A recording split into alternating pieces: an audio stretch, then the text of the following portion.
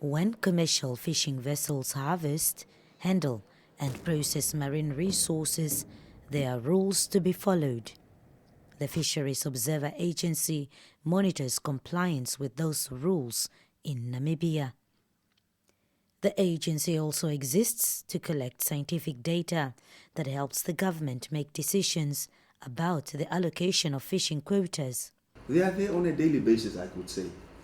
Uh, and all this data that they collect helps the ministry in that stock assessment.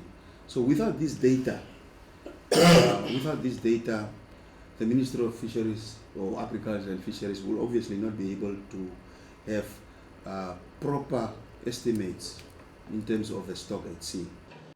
Government statistics indicate that more than 240 vessels were licensed to operate in Namibia during the 2023-24 financial year.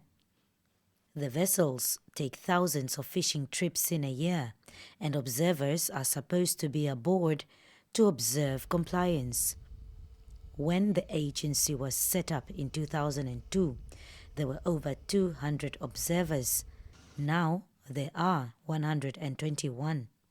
We used to cover with 2 observers because according to the law, actually, vessels they need to be covered with 2 observers because mostly they are operating 24 hours.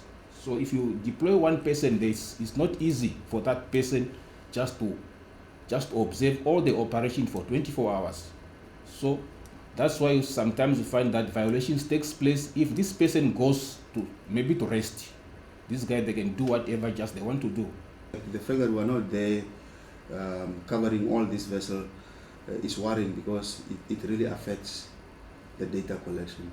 The state-owned agency has not been recruiting observers because its funding model, introduced in 2014, is outdated. When the new funding model was introduced, the subsidy fell away. So it meant that the agency only had one source of revenue, which is the landed mass or landed values. But then there are also other implications. For example, if you take the October closure of the Hague season, there will not be any revenue for the institution because Hague is closed for that season. The agency asked government to increase the levies received from the commercial vessels, and the request was recently approved.